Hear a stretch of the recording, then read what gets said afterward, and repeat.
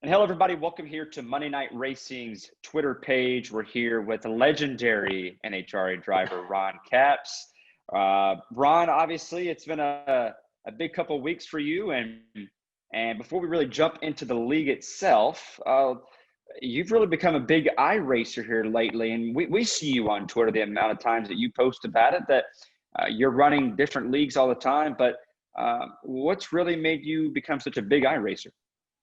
Well, actually, I was on the ground floor with iRacing. Believe it or not, the first year they came out, I was one of the beta testers. So I've known these guys a long time. I've kind of watched it grow.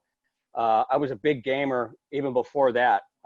So when iRacing came out and I heard about it, I jumped on board. We're talking, 2008 or 2009, whatever it was. So we're going way back.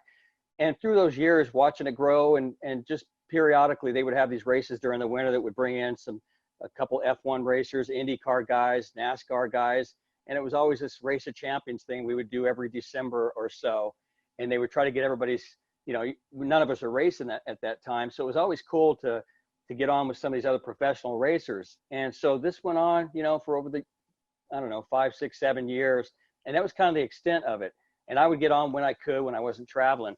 But when COVID hit, that is when it just, obviously everybody knows now, went to a whole nother level. I mean, we were doing TV shows with almost 1 million viewers, and Race of Champions, midgets, and it just went crazy because nobody had anything else to do. But for me, I'd been around forever. I just didn't spend a lot of time on it. So now, of course, with the league that, I met you through, there's all these leagues almost every night. I get these invites all the time. And so for me, the COVID part, being able to sit in my simulator there behind me and log in and talk to Tony Kanaan and talk to Clint Boyer and whoever else is racing, and all of us are sitting in our houses with no other racing to do.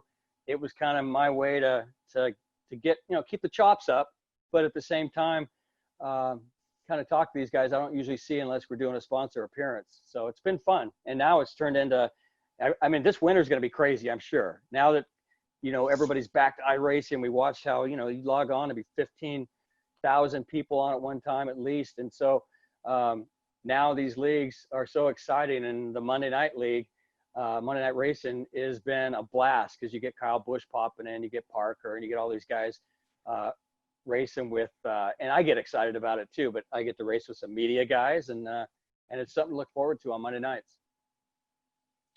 Well, speaking of being excited, I think it's pretty exciting for you to advance to the next round of the playoffs, the round of 7. And all thanks to a pretty wild race that we had last week in Texas with the Radicals. Fought back from a couple laps down, and you even said it post-race. You couldn't believe that you made it in. You made it in by 1 point to advance to the next round. So really talk about what a wild night that was. Well, first, that kind of puts everything in perspective with iRacing.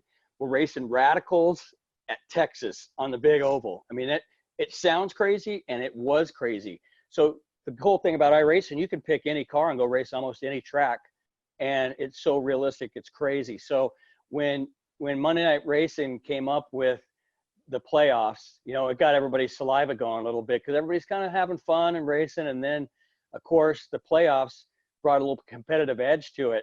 And last week, it was a free-for-all. We raced Eldora the weekend before, and I had won that during the regular season, so I felt good about it, but I got knocked out of the race, and so here I was below the cut line along with 3 or 4 other guys. And so it was hair-raising. That car is hair-raising anyway, and it was a free-for-all. You got some guys that just aren't in the playoffs and don't really care, which is cool. And then you got a bunch of us like playing it safe and hanging back and not qualifying well so we could see what happens. And that didn't go very well either.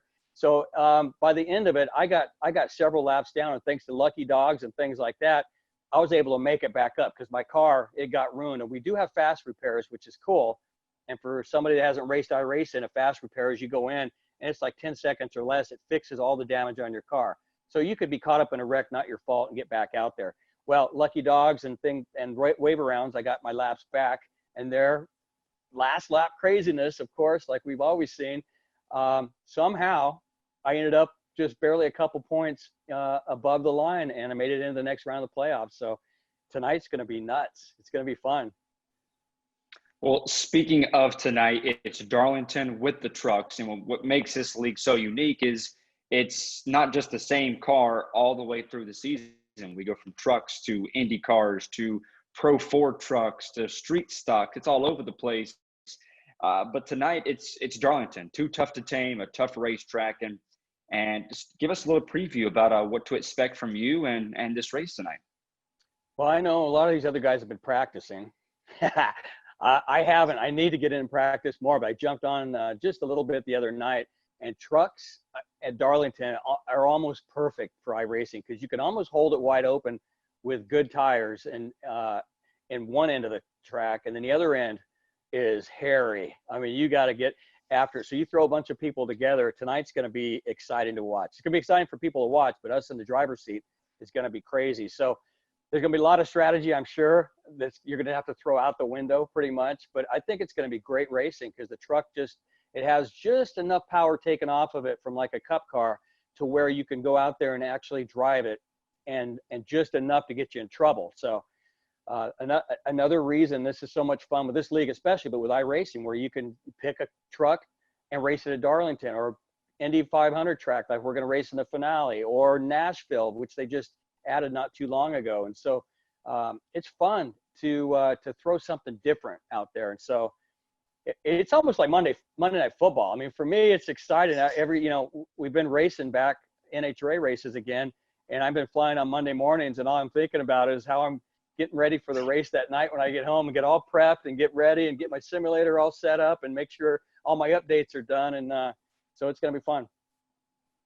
Well, you mentioned Nashville, and this is a tough round of 7 that we have here with the Darlington tonight, a tough old school racetrack. And then we go to another old school track, run the super lates at Nashville before we eventually arrive for the championship 4 event in Indianapolis. So do you have a strategy about how you're going to go about these 2 races to advance to that final 4 race? It's funny because I actually woke up in bed this morning and I was, believe it or not, thinking about this race tonight. I've thrown every bit of strategy kind of out the window, I think, for tonight. I've hung back and seen hopefully trouble like I did last weekend and try to stay clear. That didn't help. I ended up getting taken out anyway. The weekend before at Eldora, I was hammered down and making moves, and then a lapper, got into me and a couple other guys, and that kind of ruined my chances, and I would have finished probably top 3. So the strategy tonight, I think I'm going to go back to just going after it and not worrying about taking it easy. I don't know. It's going to be, you already got me thinking about it, man.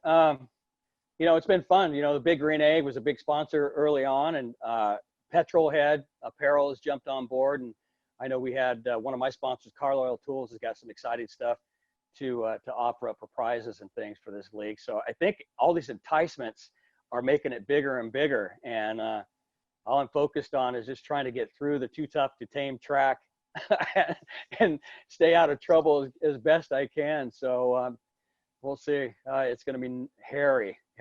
It's going to be fun, but it's going to be hairy. Well, I got one more question for you, and that's you mentioned Petrolhead Apparel. They've been a proud sponsor with Monday Night Racing throughout the playoffs and helping us out with that. But they're actually putting out some Ron Capps masks, and I'm seeing it everywhere. Even Steve Myers posted one of him wearing it. Rob Lopes, one of the tire guys in NASCAR, is posting about it. Tell us a little bit about these masks and where can we find it? Well, Petrolhead Apparel sells. Petrolhead is if you go to Australia or you go over in Europe, if you're a petrolhead, you're a gearhead. I mean, that's what they call it. And it's huge over there. We just don't hear it about much in the United States. So a buddy of mine has this apparel site called Petrolhead. And so he decided I was going to make a mask. And I figured out that I couldn't handle all the people that started ordering them. So I asked if he'd put them on his site and sell them. It's been crazy. But I just wanted to go after the old school. When I was growing up as a kid, the snake and the mongoose. A lot of us grew up with the Hot Wheel cars and all the front engine dragsters and funny cars. And back when I was a kid, they wore an old school open face helmet with those old masks with the breathers. And that's what I think about when I think about drag racing in the beginning when I was a kid. So everybody started making masks. And one day I was at the Indy race during, we came back from COVID. And I said, it'd be cool to have a mask that looked like a mask from early Nitro days. So I got with a guy that makes these masks, and he sublimated it and made it look real on on the mask. It actually looks like it's a real old school mask on it. And I bought 100 of them and then asked my buddy at Petrolhead to put them up on the site. We sold over 600 in like a couple hours. So it's been cool that people have the same taste I have. So anyway, well, he's got some really cool old vintage stuff that he sells, dragsters and funny cars and motorcycle riding stuff. So yeah, it just worked out perfect. So Rob Lopes is a buddy of mine. He used to work for, he worked on Earnhardt's cars for years, and now he's on Ryan Newman's car. So he always comes to the drag races when he can, and we go out and see him at the NASCAR races. So it's cool to see him put that picture up. All right. Well, obviously, if you want to get those masks, go to their website, and we'll put the link in provided below. But Ron, thank you for joining us. Obviously, it's a big round, big race tonight that you can find that on Flat Out Racing Network's YouTube and Facebook page. And I'm sure, Ron, you'll be able to share that as well. So you can go and check out Ron's Facebook page for that race. But Ron, good luck tonight. And hopefully we see you tonight with the big W and make your way into the championship for Indianapolis. Fingers crossed, man. See you tonight.